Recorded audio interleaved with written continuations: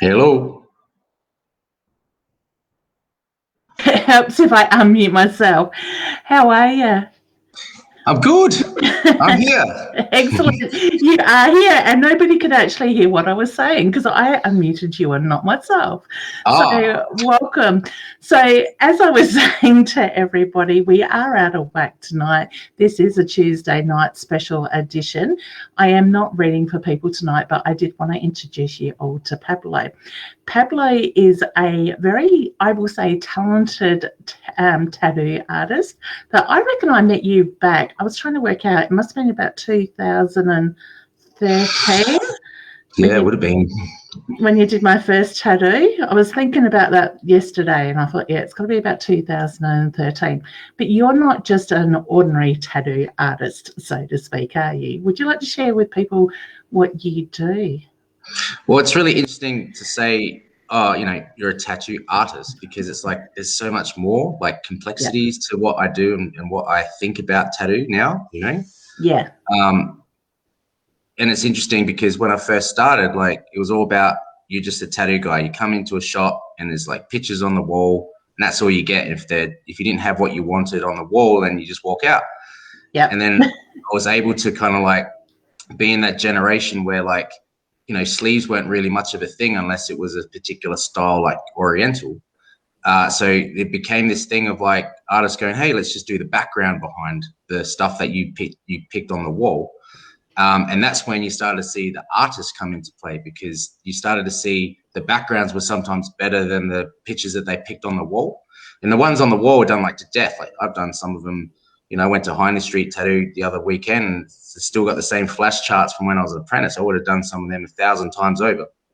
Yeah. But the interesting thing was that's when you started to see the backgrounds come into play in the artistry. So that's where, like, I was in that unique pocket where it transformed from tattooist to tattoo artist. Yeah. And then, people started to go from the next pieces to say, like, whoa, you did such a good background and you really got into, doing all this. How about you just design something fresh from the start, Yeah. But then that's all the artist stuff, right?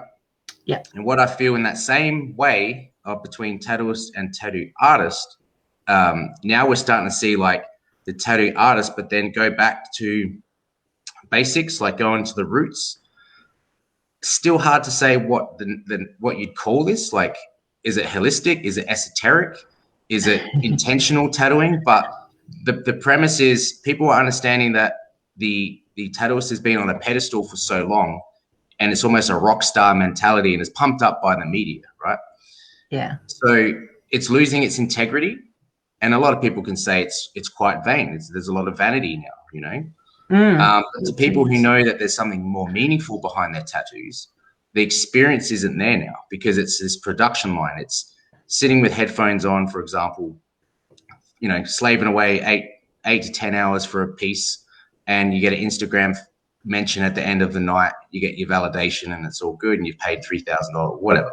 But the point being is, like, the whole time you're not really connecting, you're not really embracing like tattoo ritual, if that makes sense. It's just, you're just sitting there waiting for a nice picture to feel good about it later, and showing off this exquisite art. And I'm all about the art. Art's great. But what I'm saying is, like, people going, hey, I want a better experience than that. I want to be able to converse with my tattooist. I want to be able to just be myself. So yeah, I guess, like, a long way to answer your question of like what it is I do and whatever.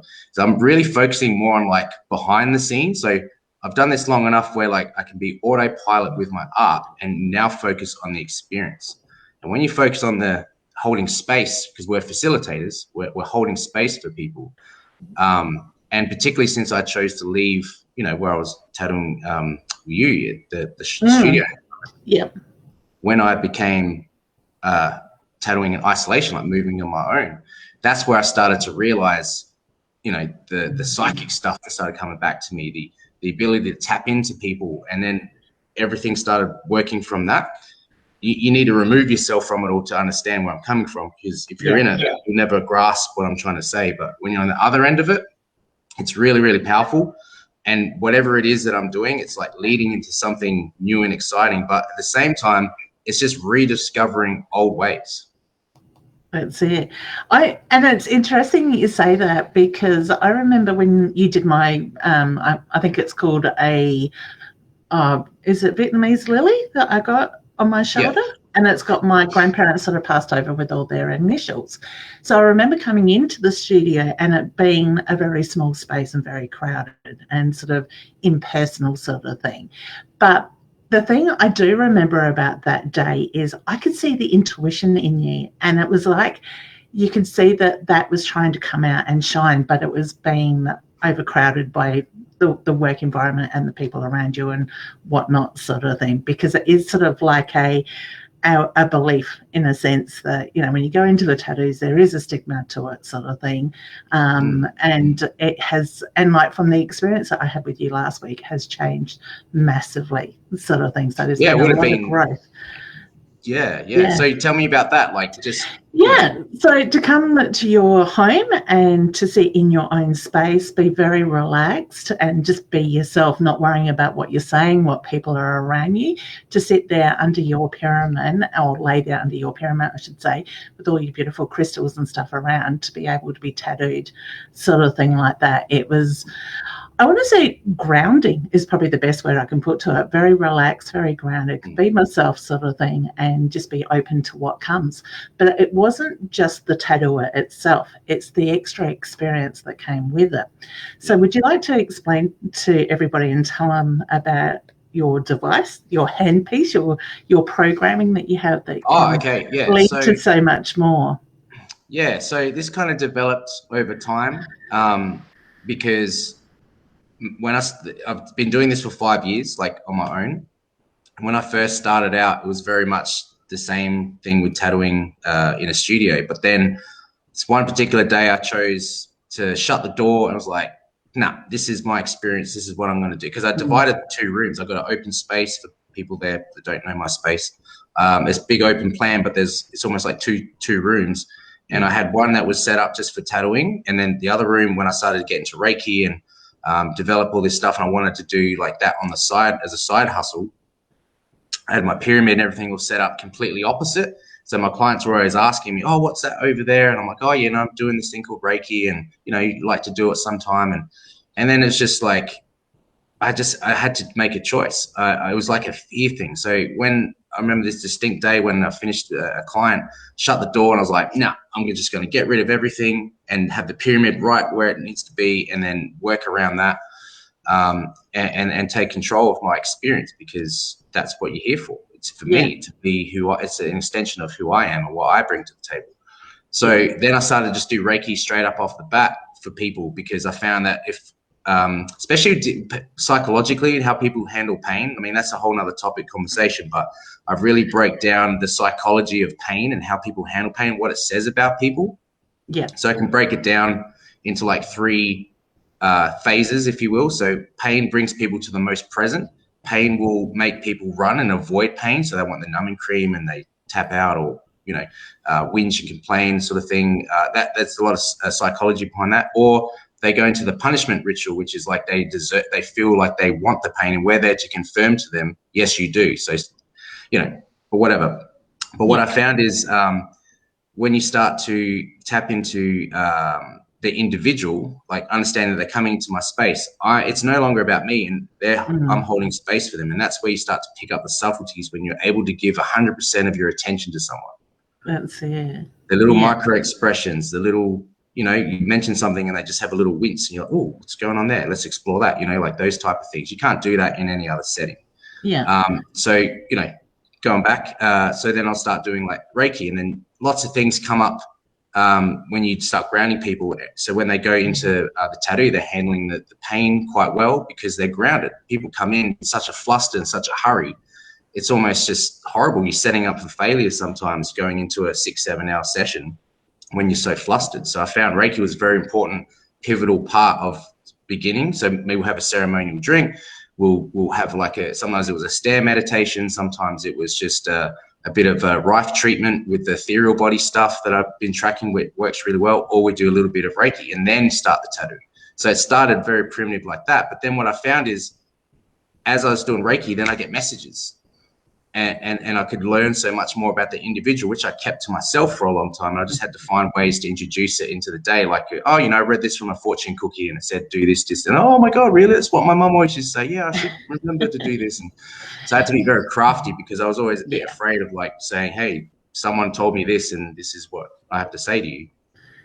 And then I found that very traditional methods would scare people, or I guess the people that have a very scientific mind, they'd question it a little bit, like, what's this voodoo hocus pocus stuff you're doing, you know, putting your hands over me and saying this and this and this, you know. A lot of people kind of like test me, and you could see full well, like you can feel what's going on with them, but some people just shell up and they don't want to expose themselves. They're like, I'm just here for a tattoo. So the first few years of doing what I do was met with a lot of resistance, or it was the total polarity difference where they were just embracing it. But I always love the people that challenge me, because it makes you a better person. You can't always be surrounded by people that are ideal clients, you know. You need those difficult ones. And that's what led me to, exactly. Yeah. And that's what led to me to be able to explain things in different ways, because I feel like if you understand, if you're trying to showcase knowledge, there's no point just memorizing a quote from a book or a YouTube clip. That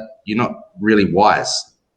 True wisdom, it's like the analogy of a lawyer, right? So you have like lawyer talk. So you sit around to the layman and talk lawyer talk. No one's going to get that. It's just going to go out their head.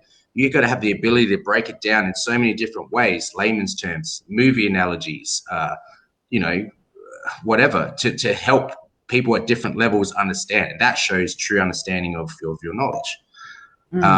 So I kind of feel that it led to me to understand, hey, maybe I need something scientific, something legible, tangible for somebody to understand energy systems. So then my neighbor actually introduced it to me, because what I was trying to say with my traditional research was the effects of the third eye via tattooing. I believe that tattooing itself stimulates the third eye chakra.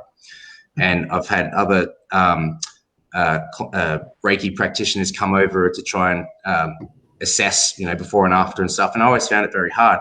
So my neighbor actually said, oh, you know, have you heard of Keelian photography? And I was like, what's that? And that's a very old form of photography that would show energy systems of plants and living things. And they call it like electrographs. They'd do your hand and show the aura around the hand. Yeah. And that's where the aura technology starts coming into play from that technology in Russia. So I started doing a bit of research, and then I found this system called Aura Cloud 3D, and it's basically made a technology that is biofeedback system. So like when you go to a naturopath and you put your hands on the plate and it does that pulse wave thing to understand your vitals, it converts it all to energy information. So it was developed in America by a team called Integrative that are Reiki practitioners primarily that they work with to develop this, because a lot of Reiki practitioners want to be able to show their clients tangible evidence and proof of their practice. And it combines the most state-of-the-art version of the 1940s or earlier electrograph for their hands and the Keeling photography. So I was like, double whammy, awesome. So since I started integrating that, it's made because it took me a while to trust it. You know, I still am a bit old school and I want to feel it for myself, but now I've learned to embrace it.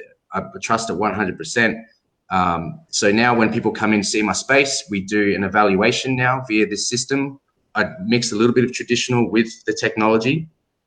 And from the information, you know, it's your emotional well-being, it's your chakras, it's your aura colors, what energy is coming through your ethereal body, all these different things you can understand, your energetic output and stuff like that, to then help me understand not only, okay, what's the tempo today? So if you're needing of some grounding, well, then I know, okay, we're going to put some frequencies, you know, I do frequency therapy and stuff too, so we can choose the sounds to get your brainwave, you know, from up here to sort of down, because we always want you sort of around theta state, because that's the ultimate state you want to be in when you're doing sound baths, meditation, and ultimately when you get tattooed. You know, you want to be in that state. Eventually you get there unconsciously anyway when you're tattooing, like even in a tattoo studio environment, after a while you just get to a point where you just like, you know, but if we can do that from the start, then it works out to be quite good, and that's where it opens up to other things. So I know it sounds pretty confusing to people, I guess, from off the bat, because they're like, hey, what's this got to do with tattooing? But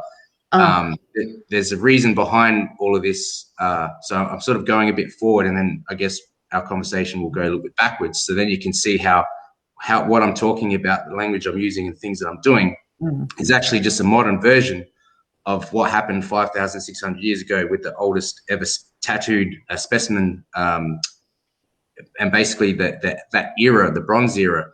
Well, I guess I'll quickly touch on that, but it's like shamans were the first tattooers essentially. And the first tool that was ever used for tattoo was a crystal, and it was flint and it's obsidian. Wow. Yeah. So when you understand the metaphysical properties of flint, you can understand why they would probably use a tool like that. And it's very sharp. yeah, and obsidian, you know. And the inks were for specific rituals, different types of herbs like Palo Santo, white sage, hyssop, all different types of things were used for different remedies to put into the skin. And ceremony, you know, they would have sounds like people playing music and drums and stuff like that. So it's the same as the frequency therapy stuff. You'd go see a shaman like you would for any other type of doctor, for any type of ailment. And like the shaman would select the area of the body to be tattooed via the meridians. Tattooing was a meridian-based therapy. He would understand your energy systems. He would understand all the things that's wrong with you. He would know the timing in which you need it done. So there's like an initiation process to be tattooed. You don't just book in with your shaman to get tattooed. They would select the right time. You wouldn't know. So I guess, like, to go back to the conversation just before, you can see why it's a bit of a modern take on that now. So you're coming in now, we're evaluating your energy fields, we're having conversations, we're understanding your state of being prior to the tattoo to then make it more intentional, the ceremony, the ritual. And obviously, where does the art play into this, the design? Well, that's all worked out prior. So I spent a lot of time designing and working, co-creating with the client. So then by the time the design's done, so much of communication has been done, we're not even thinking about the tattoo on the day. That's it. It's so rehearsed in your head, you just know what's going on. And that's why it's so successful the way I do it, because you just open up to the experience I have to offer on top of that. And then you've just got this nice little imprint, like yourself, you got that beautiful little design now. Yes, just it's a little bit scabby at the moment, but I've got to get it the right way. Yeah. So, but yeah. But the premise of that, and you can be a testament to that, like you could have 20 other tattoos done by other people, but when you look at that one, that's that imprint. You understand your state of being emotionally, energetically, what we talked about, like it helps you understand a little bit more about yourself when you look at that tattoo. Oh, definitely. And the thing is, like I might get you to explain to people a little bit more about meridians, because a lot of people don't understand that side of it. And I think you will do more justice to that than what I could. But to sit with you, like I sent through a photo to you of what I wanted, and then you sort of explain, we're going to go through this sort of process where, we're going to look at what the tattoo means, where you want it on the body, why you want it. So for me, where I've got it is, you explained, is the heart meridian. And it's quite funny because the design has the 7 hearts in it, sort of thing, in that way. So the way it all comes together and it brings the color into it as well is incredible. Yeah, the colors, the symbology of what you have chosen to put on you, like that speaks volumes. When you look at the color therapy, like color psychology is a real thing. It's used in marketing and all different facets of our culture. And just using those colors speak a lot. I mean, the colors are a frequency. You are introducing the 7 colors to you. So that's a balance thing, right? Yep, definitely.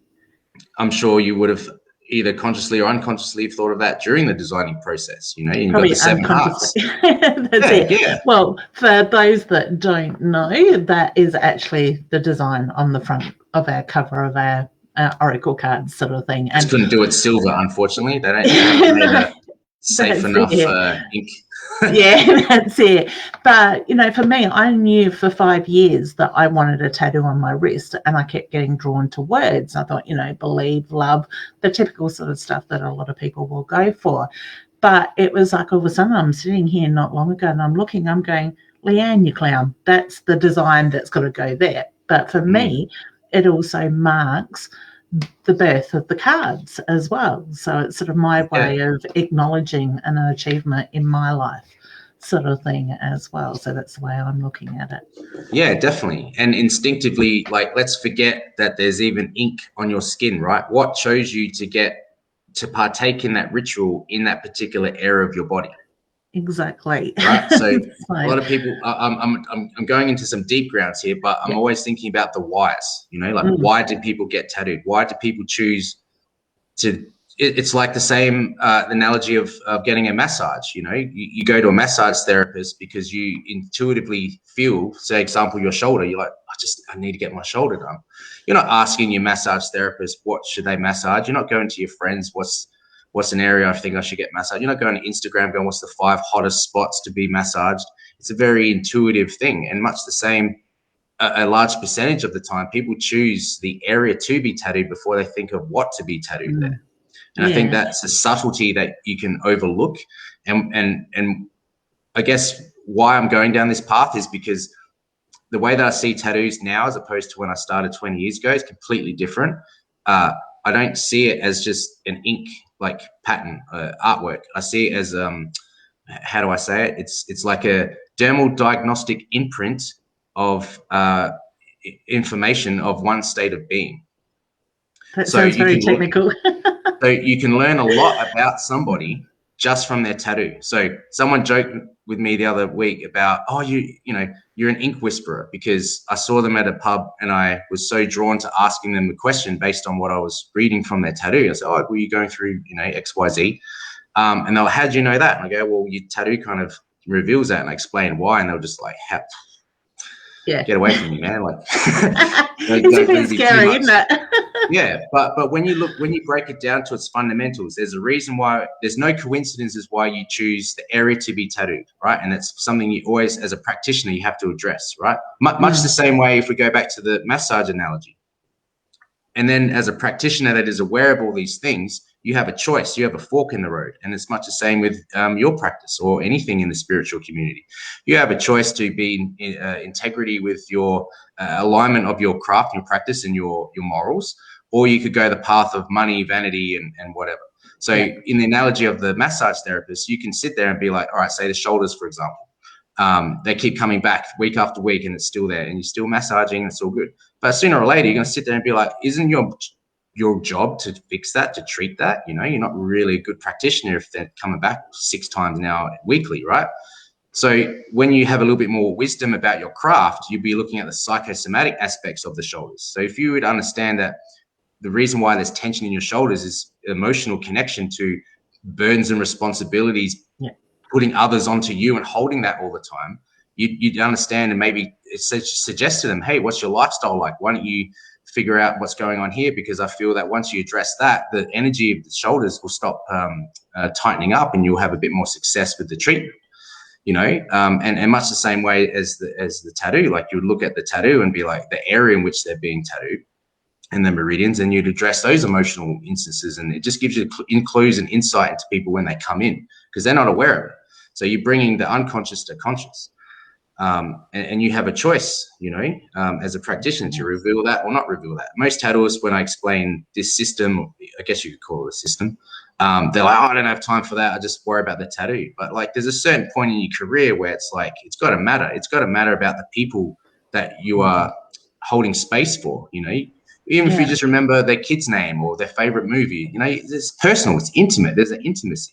That's I just take it to that other level because it's like, I feel it's in my nature to kind of give people seeds, you know, I want to see them grow. And, you know, I should do testimonials and stuff. And I'm not trying to toot my own horn. Like I solely believe what I do and I feel what I do. I know what I do.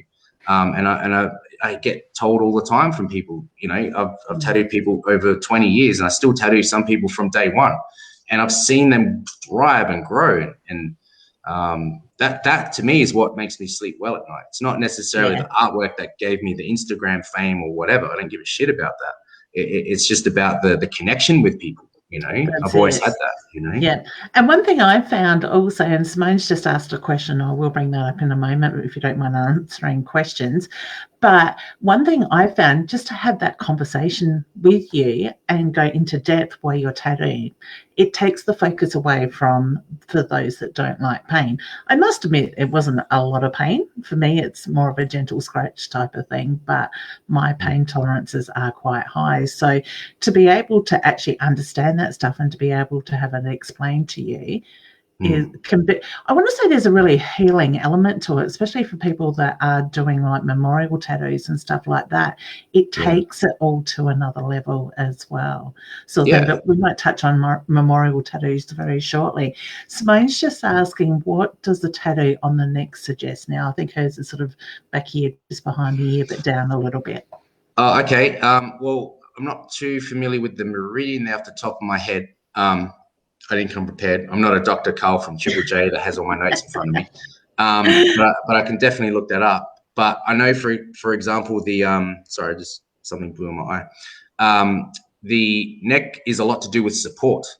And depending on if it's at the back of the neck, front of the neck, side of the neck, there's different touches of that. And sometimes it's to do with the emotional side of the body, the physical side of the body support. It's also to do with the masculine and feminine energies of that. So if you're not getting support from the masculine, for example, will flare up more on the right side of the body.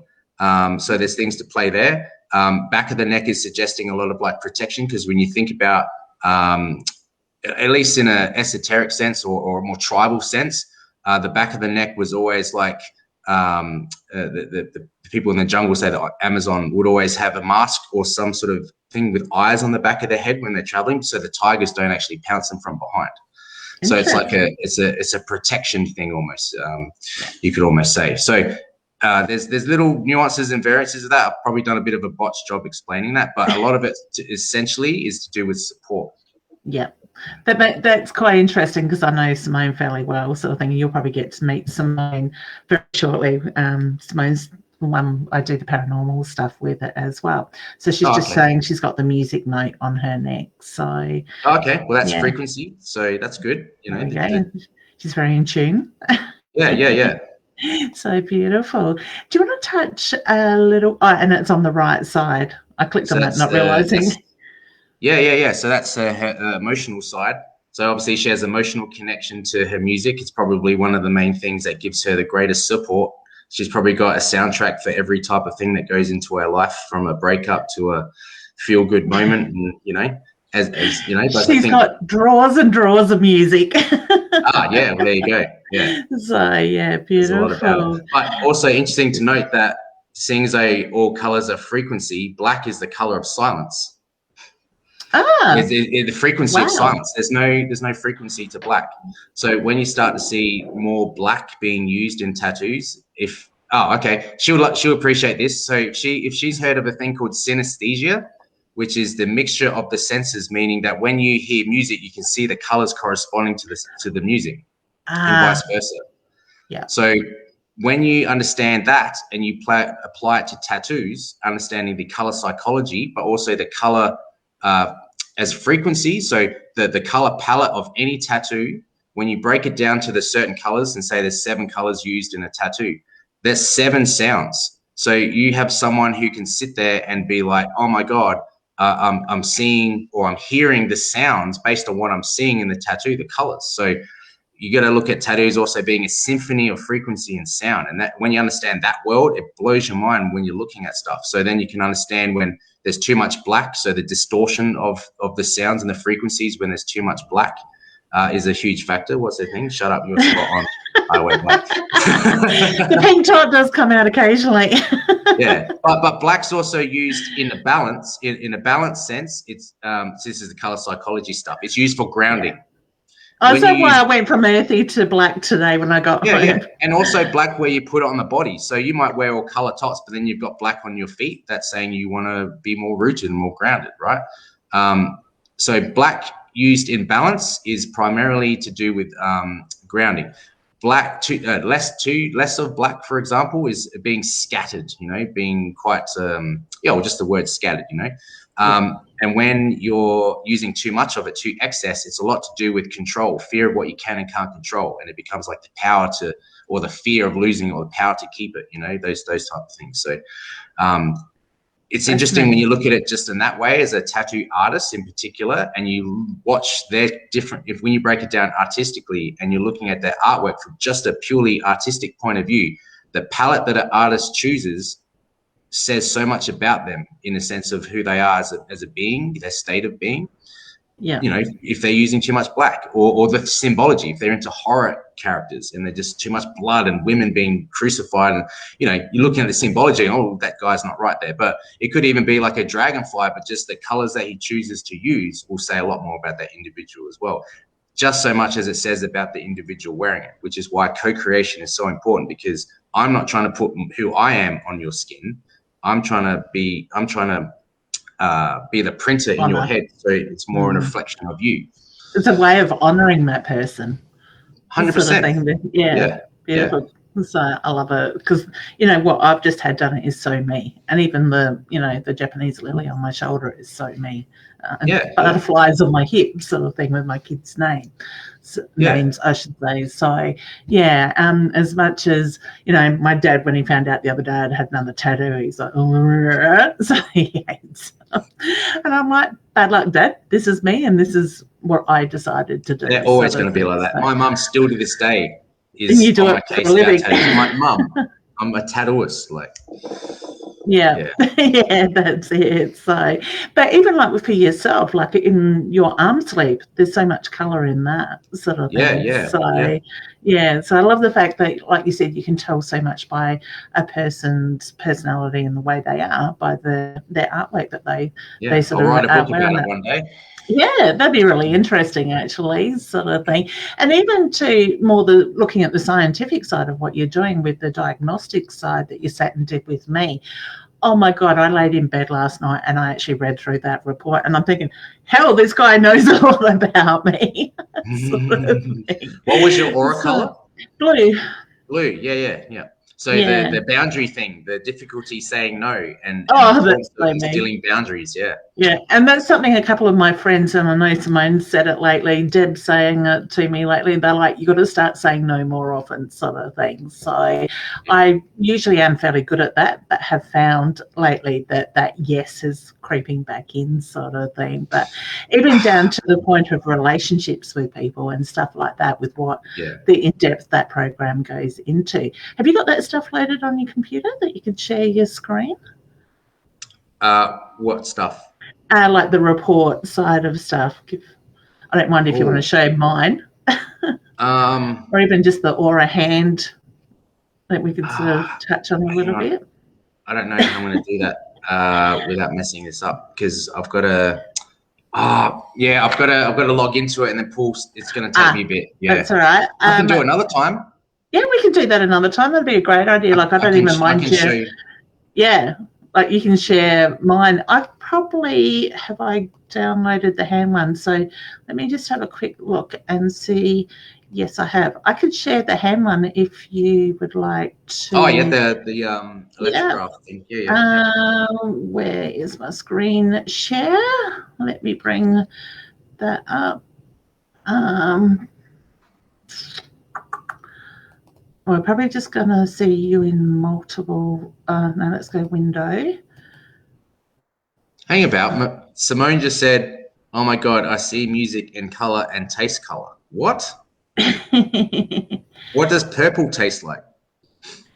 Interesting. Cocktail. No, that was blue cocktails. You fed me that nice, Simone. What am I doing? Just give me one sec. Let me open the picture and then it might work that way.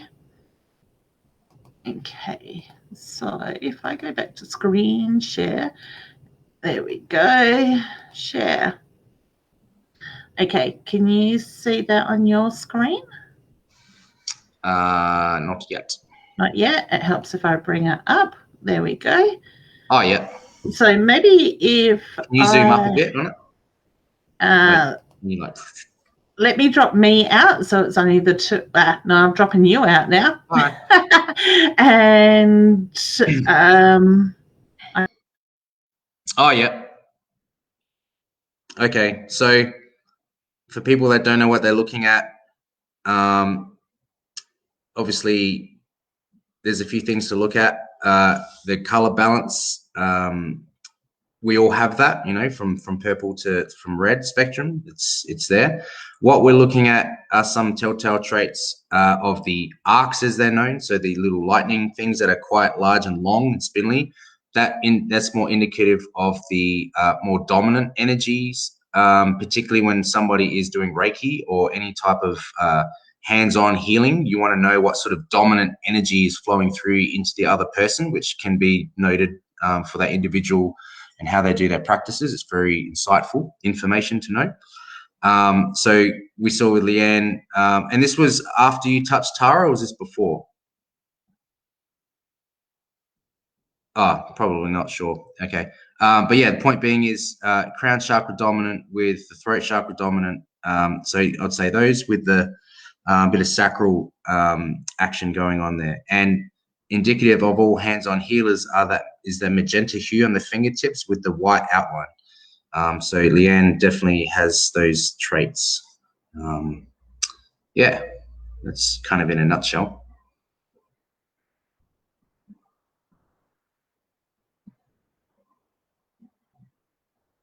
Now I'm on the opposite side, but that's okay. It's okay. It's pretty fascinating. We'll just move each other around. That's okay. It's very fascinating with what you can actually tell from that stuff. And it was really fascinating. What I found was you did the reading on me, and then I hopped onto your tattoo bed. I held a crystal while we did that, and to then go back and actually have it redone and to see the changes in the way my chakras had changed, and it had brought more balance into alignment as well. Just for that short time. So you can imagine when you're sitting there for 6-7 hours. Wow. And we didn't even do the frequency therapy stuff, and that's it. I didn't do the Rife treatment stuff either. So like when people first see me, like I try not to go too overboard. It's just kind of keeping it simple. But then the more you see me, the more we can go step by step, because if the average person just come in and I just went, here's everything that I do, your head will just go, Yeah. So that's where the intuitiveness comes. So that's why it's so important at the start to meet and greet, go through the diagnostics, and then it's almost like I'll know intuitively what this person needs, you know, or if worst comes to worst, ask what their, you know, their spirit soul's telling me, you know. Yep. My mum was here and said hello earlier, and I'm presuming she's still watching and Dad's listening in. So, Dad, I have to go back for more tattoos to get the whole experience. That's right. Not that I need an excuse to come and see you. Simone says that purple tastes like bubblegum to her. Bubblegum. Very interesting. Damn. Oh, what was it, Billy Bubblegum? Hubba Bubba. Hubba Bubba, that's right. God, I am showing my age lately, aren't I? Tubes, I know. I had my packet of tubes for lunch today, and I'm happy little camper for the next day or two. So, yes. Do you want to talk a little bit about memorial tattoos? Because I'm sure you would do a lot of those. Okay. Can I tell you or share a little bit about the first one that really kind of impacted me and kind of set the trajectory for tattooing with ashes and stuff? Yeah. I feel for this one. I still got the newspaper articles and everything, but it was around my 4th year of tattooing, I think, and I was so like focused on wanting to do portraits. And I remember working at the studio, there was always a hierarchy of people from a phone call that would come, and I just remember this one day, people were like, no, I'm not doing that. And the next person was like, no, I'm not doing that, not doing that. And it came back to me and someone says, hey, you want to do a portrait? I'm like, hell yeah. I'm like, good, talk to her. So I was like, all right, cool. And she was like crying and sobbing. She was so grateful. And I was like, oh, okay. She goes, oh, I've been to everywhere in South Australia. They refused to touch me. I'm just so glad that you're willing to take this on. I'm like, what do you mean? What's going on? Oh, I just flew over from Sydney. I just want ashes, and my daughter just died, and blah blah. And I was just like, all right, whatever, I'll get to do a portrait, you know. I was a bit naive. And then I remember the next day when I rocked up, you know, she was already there. Like, I rocked up at 9:30 in the morning. She had a blanket in the car park, empty car park, holding an urn of ashes, like doing some like chanting kind of thing, and she was just crying, sobbing, moaning. I was like, whoa. So I'm at the door just going, hey, how you going? And I'll be with you in a minute. And I'm just like, shut the door. I'm like, oh God, this is intense. So, you know, instinctively I was like, we can't play heavy metal for this woman today. You know, we need some ceremony. So I went next door to the hairdressers, got some candles. Do you have any incense? Like, I felt like I really needed to do something special for her. And I told everyone when they rocked up, like, shut up. This is not the day for your crap. Like, I've got to look after this woman, you know? Yeah. So I ended up doing this portrait for her with the ashes, and it was one of the most hardest but most rewarding experiences, and especially when she shared the story. And basically, long story short, she had to make a choice. So I guess to put in context, I'll explain a little bit of it. But she told her daughter, who's 13 at the time, not to use this particular heater upstairs. She didn't trust it. And this one particular fateful evening, she decided to use it, and Mum was downstairs awoken to her daughter screaming. And the screaming stopped, and she just knew that it was gone. By then, the house was ablaze. Heaps of stuff was going on. So she chose to remove herself and save the rest of the family. And they watched the house burn down. So she was actually exiled from Sydney because everyone, it went on the news and everything. And the backlash she got, everyone was saying, you should have stayed. You should have done this. You're a piece of shit mother. All her friends turned against her. It was horrible. So she exiled to Adelaide to stay with some other family members.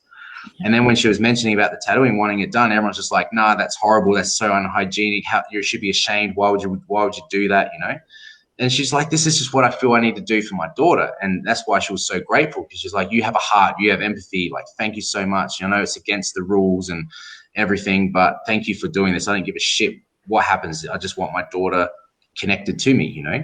Yeah. So, you know, passed through that time. And I remember a few months later, the local messenger newspaper went to do an interview on me. And I was like, oh my God, this is my time. You know, it's before Facebook and stuff, you know, to get a bit of free advertising. And I remember like one of the questions was, what's the weirdest tattoo you've done? So I mentioned about the ashes stuff. So, you know, the next week the messenger comes out, I'm like, oh my God, this is my big break. So I'm going to talk about all the other stuff. And the whole thing was like, tattooing with ashes, and the whole story about me and the memorial tattoo stuff. And phone call after phone call after phone call for weeks and months later. Oh, do you do memorial portrait? And I just started doing them. And, you know, I just love the whole, the the ritual, you know. So before I knew any of the stuff that I know now, those situations put me in a position to start exercising that, practicing, playing with that, you know. Yeah, that's it. I love it though, because our intuition's always there, but obviously things happen in our life that can cloud that intuition. And obviously around that time, that could have been a trigger to open your intuition up, sort of thing, and get things moving in the direction they needed to. But to me, like with grief, we all deal with grief in different ways, and we see so many different ways that people do things to grieve and to feel closest to their loved ones like that. So I myself find the memorial ones quite interesting, sort of thing. And it's not just about having that person's face or whatever on you, it's the story that goes in it, because the other day, that time that I spent at your place just seemed like it went so quick, sort of thing. And the information you start talking about, or the things we talk about, can get quite in depth. So I can imagine the stories, the reflection side of stuff that comes out when you're doing tattoos like that. That is all a big part of, you know, it could be the kickstart to that healing process, or taking it to another level. And I think that's the issue in the world, or being an adult, is we don't understand death. We don't even understand life, really. Very true. We spend our life trying to understand it. Yeah. But when it comes to death, like what, people just show up at a funeral, they take one day off work, dressed in black, listening to people who just got no empathy, going through protocol. 1 hour later, have some biscuits and some tea, send off and go home, and then go back to work the next day. That's it. But these days, you're lucky if you get that at the moment. So. Well, that's right, and it's even worse now. But the thing is, like, imagine, okay, this is a little bit off topic, but see, in my past life, I was a shaman, and I was doing death rituals. So I would bury the dead, and I would inscribe the dates on the trees and stuff like that. So, like, there's always a big part of me to quit tattooing and all of this and start I've been looking at like a death doula type thing, or holding my own funeral service is kind of the thing I want to do, because I want to go back to the esoteric aspect. So when people come, you know, we're all there to kind of sit there and be like, well, what animated this person? What was this invisible thing that is no longer in that body now, that's sitting in front of us? They're all there because we truly come together not knowing what the hell is happening. And you got no one to touch on that and to talk about it and to put people at ease of, like, there is life after death. The spirit mourns the loss of the body and is around for some time. So don't just go back to work the next day and forget about it.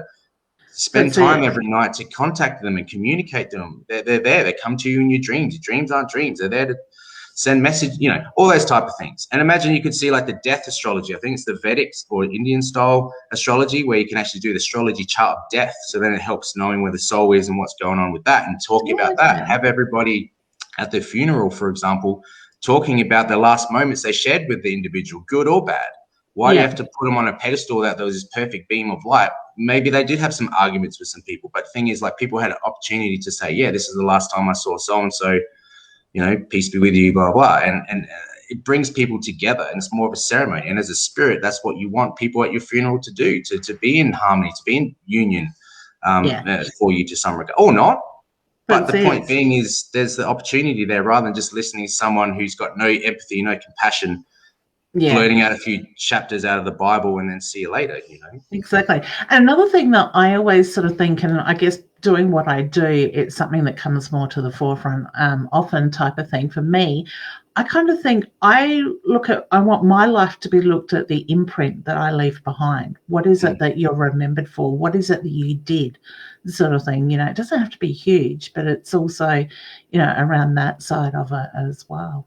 Yeah, and it's fascinating with your realm too. Like, you get that 100%. And I would love to have a clairvoyant and teach them how to tattoo, because how amazing would that be, getting almost a reading at the same time as the tattoo and the closure. If I could do artwork, I'd let you teach me how to do it. I'll come and sit there with you while you're tattooing, and I can give them the information. But I don't. They might get stick figures if they're lucky, if I was to do their tattoos. Maybe we should have to pull up a chair next to you inside a smaller pyramid, and you can do a session at the same time. Yeah, I think that'd be fascinating. Yeah, but or there's always the option that I just guide you along that line to get your intuition a little bit more attuned, so those messages are coming through while you're doing the artwork. Well, I'll share you a little story. When I first started doing it from home, one of the first like memorial tattoos I did was a guy's mother that passed away, and after sitting with him for about 9 hours, I heard like this someone saying something to my head, and I just wouldn't say anything, and I could feel it like burning. Remember I was telling you like I get that burning in the solar plexus. So I figured out some sort of way at the end to kind of say like, oh, I read in a fortune cookie, so-and-so. And he started bursting into tears, and he was like, that's what my mother used to say to me all the time. It's so much what I needed to hear right now. And he started bawling his eyes out. Thank you so much. And it was like that broke the camel's back at the whole session, it all boiled to that moment, and I just felt like he needed to hear that, That's it. And see, it's just trusting on what you get, sort of thing. I love the way my mother doesn't trust me to do a tattoo on her. Sorry, Leanne, you're not doing a tattoo. Dad might have something to say about that, Mum, if I did. I'd definitely be disowning then. What if it's a tattoo for your mum? Like, oh, there you go. Well, Dad was a bit upset because you didn't put his initials on my shoulder back in whenever it was I got it done. I'm like, Dad, you're not dead. When you're dead, then you get that opportunity. I'll go back and see Pablo. So, exactly. There's still plenty of room. Sort of but then again, it's also good to do memorial tattoos while they're still living. So then when they die, it's more of a fond memory imprint when you look upon it, as opposed to going through but it's different. Like for my cat, for example, before my cat passed away, got bitten by a snake in the ear of the snake. I decided, months before I got a tattoo of him. So when he died, I was like, his name was Chicken. I was like, I love you, Chicken. I don't think I could have gone through the tattoo, after the fact. Yeah, that's it. Mum, if you do want a tattoo, you do have Pablo's phone number in your little book from the expo. There you go. When I said to her the other day I'd had it done and she asked who did it, and I said, she goes, I got his phone number. So she remembered that, but she couldn't remember what you look like. So there you go. So beautiful. No Photoshop.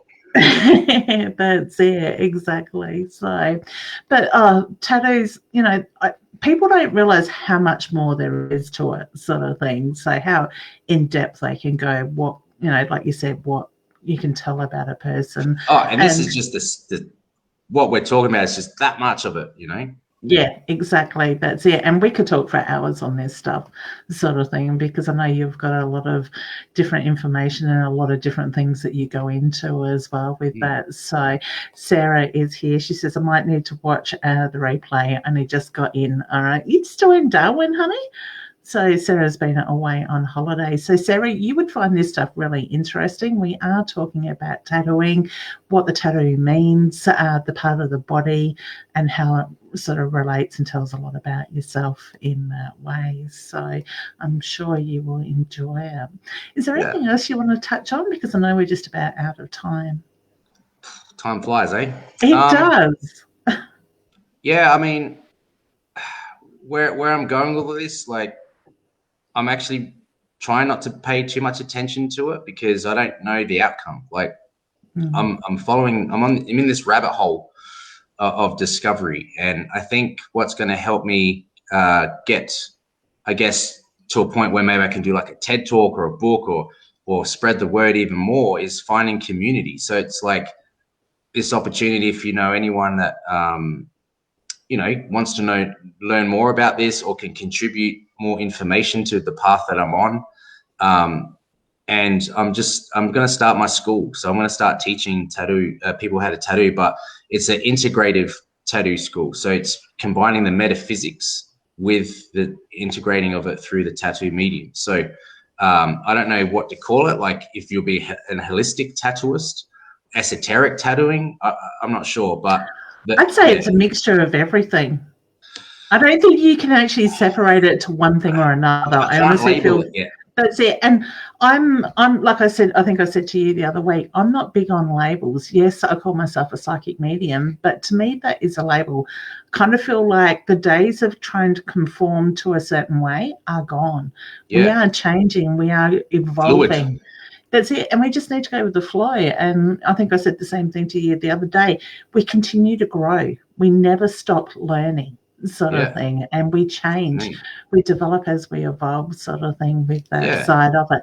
Now, Louisa's just saying, I'm wanting to get a group of diamonds in different colours to represent my kids and grandkids.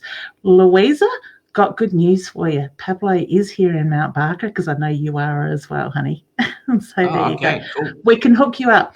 I do need to say, and I forgot to tell you that I did this, and I'm sure you won't mind, for people to be able to contact you, in the description above this video or this live, I have put Pablo's email address so people can reach out to you through that way, if that's okay. Cool. Well, I hope it's okay, because I've done it. I knew you'd be fine with it. That's fine. I haven't got him onto Facebook yet, and I don't know that I'm going to win there, but still. and I'm old school also. I'd just like to share with your viewers and stuff is like, yeah, you might start the initial contact with email, but it's about the phone call. Like when you're discussing art, when I'm trying to tap into you and understand your emotional connection to your tattoo and discuss options like we're doing now, how can you do all this in an email? Like you have to, something about society where maybe the phone, the telephone isn't being used as much as it should. And because my service is a little bit different, it's a lot more personal. So just be prepared that, you know, part of it is understanding each other first and going through that process. So I like to talk on the phone, and then we can build on from there. So I'm not like an email guy or it is very personal. That's it. But if you teach me how to do this webcam stuff, then we can do consults and stuff this way. This would be cool. Yeah, excellent. Or even through Zoom sort of thing as well. Yeah, Jen, let's get you on some of that gin, but we won't tell Pablo we've done that first. Then I'll take you to get your tattoo, because I know you'll do it then. So, Jen is one of my beautiful followers. That she just makes me smile every time. She's gorgeous. Sarah is saying wrist to infinite heart. I'm getting tongue-tied now. Life is beautiful. Ankle, beautiful. I love it. So you got a few there, honey, as well. And Nat I could says, say a lot about her. Well, maybe we could do that one night. We could invite people to come up and share what their tattoos are and have you break it down. That could be quite interesting. I would actually love that, because that'll help me out a lot. And if I'm wrong, awesome, because then I can just go back and be like, why was I wrong? But different body parts, different symbolisms, different things. And then I can kind of like clinically break it all down and maybe help them understand why they chose, because that's kind of what I do. Like you do things so unconsciously, and it's nice to bring things conscious, you know. It'll transform that meaning completely when you understand, so that's why I chose the symbology of that color. That's why I handled the pain that day differently, and side of the body and so forth. So that'd be interesting. And that's the thing for me. I hadn't really given any real thought why I wanted the tattoo there. I just knew for about 5 years that's where my next one was going to go.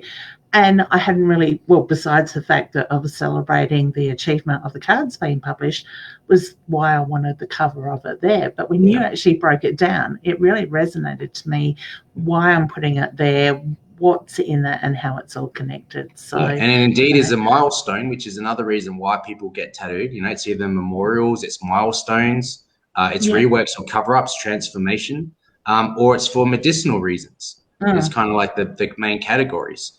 So I think you've combined a few there. It was the premise of, the cards are done and that's the time in your life. But now you're looking at it as like, well, in that same time, this is what's going on with my health. This is what's going on with me emotionally. This is what's going on with me in other facets, you know, and you've got the report to show some of it and the conversations we've had in the other part of it. And all that can just be looked at, 10 years from now. And that's what I mean. Like, I just want people to know, like, my whole point is like, you get a tattoo from me, and I just want people to look at it as like that was the time they learned the most about themselves. Yeah, that's it. Exactly. Sarah's also saying she's got a Buddha as well. And Kim says, I have a fairy just above my ankle on the inside of my leg, a mouse on my right shoulder. Beautiful. I could ask you where is the weirdest part of the body you've tattooed, but that could be a whole conversation on its own.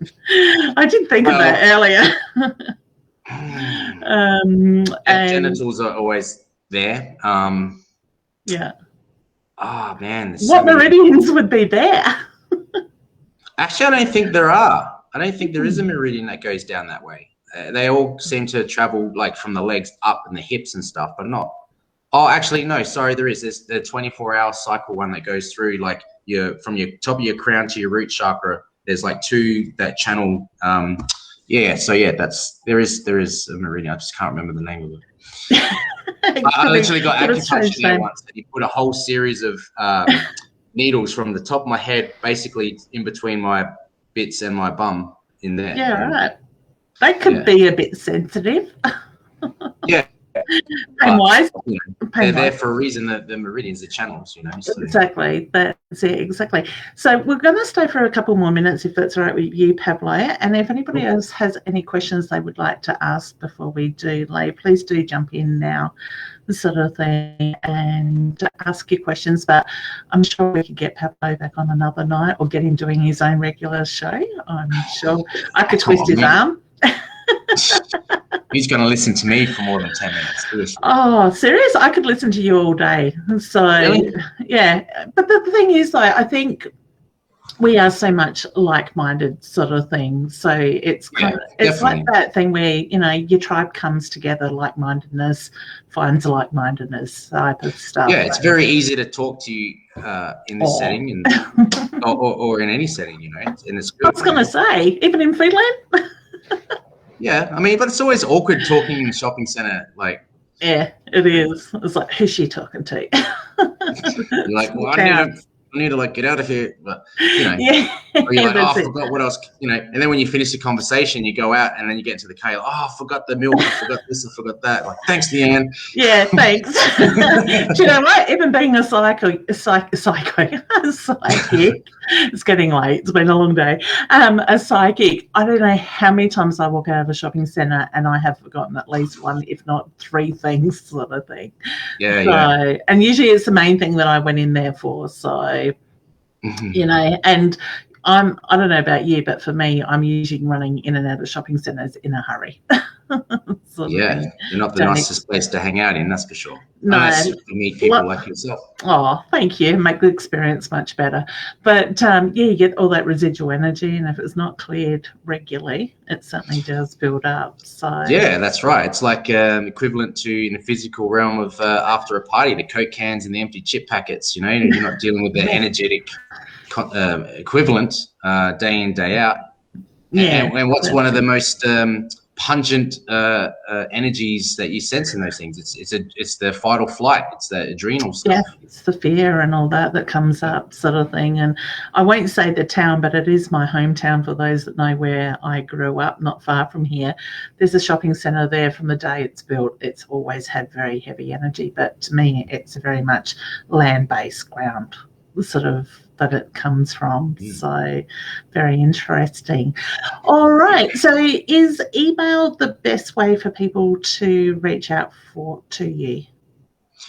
Yeah, I mean, for sure, initially. And then I'll send my details and you can just, we'll just talk on the phone and stuff.